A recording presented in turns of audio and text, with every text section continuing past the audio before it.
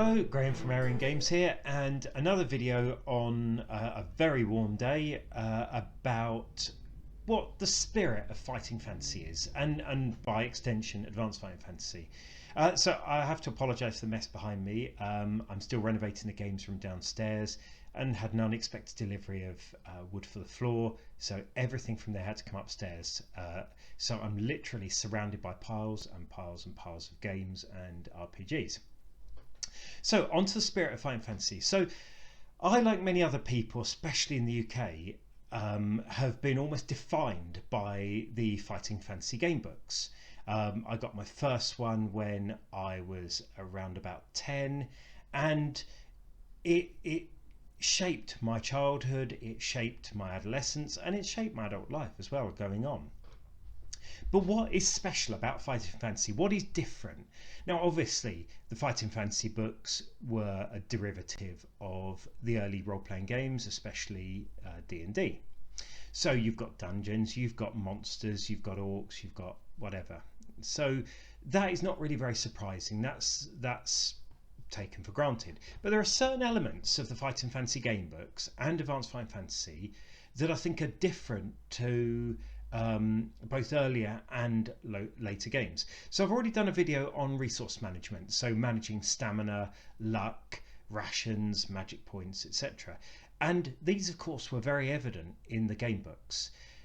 You started with a couple of rations, you started with your stamina, you started with one potion, but you had to pace that throughout the whole book. And if you've got 2 rations you can eat, there's no point eating them right at the beginning, because you might need that stamina later. You might even need the food later, especially if it's a journey game book. So you've got that resource management, and of course in the closed environment of a game book as opposed to an RPG, you can't just go and search out a shop, because if there's no shop presents itself in the text, there's no shop full stop.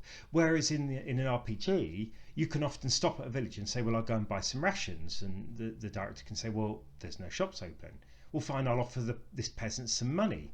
And you can often get rations that way where you couldn't in the game book. So although you still have the same resource management issues, it's slightly different because players can be somewhat inventive. Now, sort of related to that is the fact that you also have specific items that will often solve specific problems. So if you think back to the Forest of Doom, so that was my very first game book, there's one bit in there where to get the one of the components that you need to complete the mission, you need to lift a heavy stone crypt cover. Now, the only way you can do that in the book is by having the dust of lifting. If you don't have the dust of lifting, you cannot lift the lid, you cannot get the component, you cannot complete the book. Now, obviously, the role-playing game approaches that somewhat differently, because that is likely just to really, really annoy the players.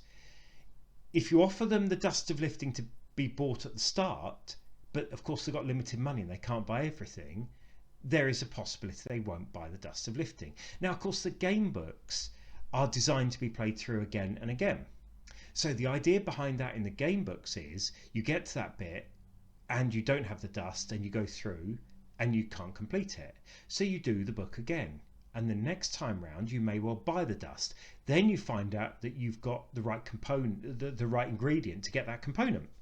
Now, of course, in that playthrough, you may well not have another essential item that you need to get the second component. So you play through it again, making sure to buy the dust and so on. And so you keep going round, refining your strategy every time until you can succeed. Now, of course, in an RPG, you can't do that. You can't say, hang on, we've failed this adventure. Can we play through it again next week and go back to the start? You can't do that. But of course, also in an RPG, you've got more options. For a start, you can go back. So you could actually leave the crypt where the sort of locked away component is.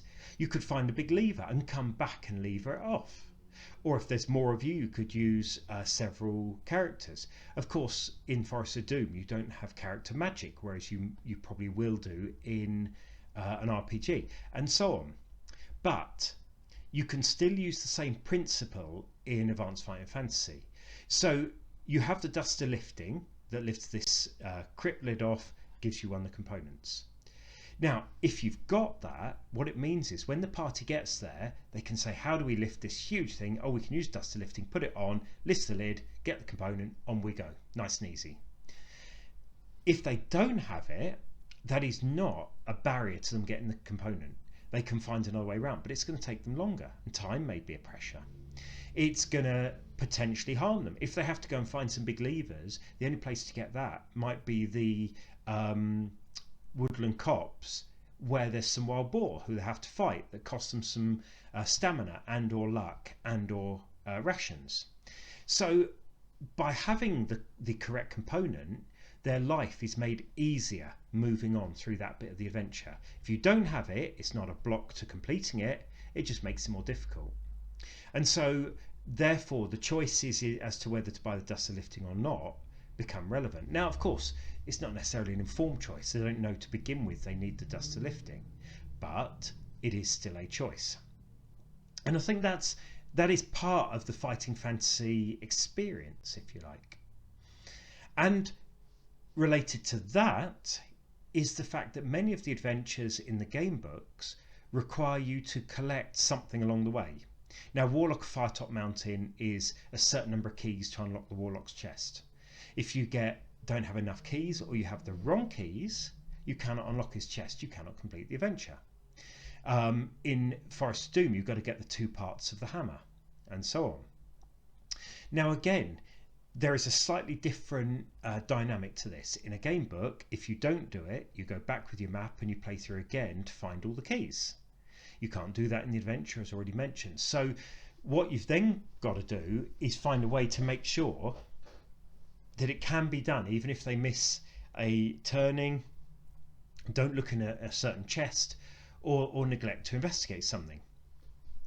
But of course, one way that you can do that in the game book is you can go backwards and forwards. In the adventure, which you can't do in the game, but you can go backwards and forwards. So in a game book, once you're past a turning, if you don't go that way, tough. In an RPG, you can often go back that way. Now, of course, it also helps then in the RPG to say to people, look, this is what you're going to need. So you pre-advise them of how they can complete the adventure. You're going to need the keys, or you're going to need the crystals, or you're going to need the gold dragons, or you're going to need whatever. By pre-warning, you then make sure that the characters can go backwards and forwards. Now, a reverse side of collecting all the keys and crystals is something like the far more recent game book Gates of Death. In that, you start with 10 bottles of the potion. You have to get at least 1 to the end, but you can use the other ones to help you along the way. But of course, what you don't know is, are you going to fall off a cliff and break one? Are you going to have one stolen from you by an opportunistic thief, etc.? You don't know about that. So you try to avoid using them unless absolutely necessary. But of course, by using them, it makes your task easier, it makes it more likely you succeed. So that then becomes another resource management, but rather than acquiring, you've got to retain. Now, of course, some game books also had additional stats. So they had a time stat, or they had a sanity stat, or they had a willpower stat, or they had an honor stat, or whatever. And again, these are resource management, or there are things you've got to accumulate in order to finish. Now, apart from the overall resource management part of it, you've got 2 other elements, I think, that make the adventures detailed in the game books very fighting fantasy-ish. One is that it doesn't always make sense. So you may well have 3 orcs in a room, and beyond that is a room with some zombies, and then beyond that is a room with a vampire. Well, is the vampire friends with the zombies and the orcs? Does he go through a room? Is he an enemy? Well, if so, why is the door not locked? How do they live next to each other? Where's their food supply? Where's their water supply? Where's the air? Where's the waste? And I think in recent years, this has become more prevalent in game design, saying, how does this all work? because I think gamers have become slightly more aware of reality. But of course, fighting fantasy isn't reality, and I think it makes it stand out slightly that you do have this somewhat eclectic mix of creatures and traps and so on and so forth. And I think if you're looking for absolute reality, and you're probably going to be disappointed. It's how it is, and it's what it is, and it's one of its defining features. I think it makes it stand out. Some people may not be so keen, but of course, individual choice. And then lastly, and sort of related to that point, is the fact that actually, in some ways, it does feel alive. So in many of the game books, you'll be going through a dungeon, and you'll come across a shopkeeper. In one of the early AFF adventures, or Fighting Fantasy, the introductory RPG adventures, you indeed have the dwarf cafe in the dungeon providing food for the monsters, and of course the characters can eat the Gloucester and regain luck points. They can drink the orc ale and get drunk and get fight with each other and so on. So you've got things like shops, you've got shopkeepers in dungeons, you've got quartermasters who you can trade with. So these are things that you probably might expect in a dungeon, but you don't tend to see in, if you like, the more realistic ones. So it again, you know, if you think back to some of the early Russ Nicholson illustrations showing the crowded shelves with all sorts of things there, I remember my sort of childhood brain looking at these and thinking, wow, what else does that person sell? That person is the basis of the whole economy. And yeah, I was that sort of child who thought that sort of thing. But it makes it somewhat more real, because you know, if you've got a whole load of evil monsters sitting on piles of treasure, well, you're going to have an economy of someone bringing in food and selling it on, and then, you know, other people selling goods, and so on and so forth. So that's where I'm going to leave it. I did have a different one planned for today, but because I can't find the book I needed for it, it's in one of the huge piles somewhere, I'm going to leave that till next week, when everything's back down in the game room and on the shelves. So thank you for listening. Keep enjoying the Fighting Fantasy books, keep enjoying AFF, enjoy gaming, and have fun.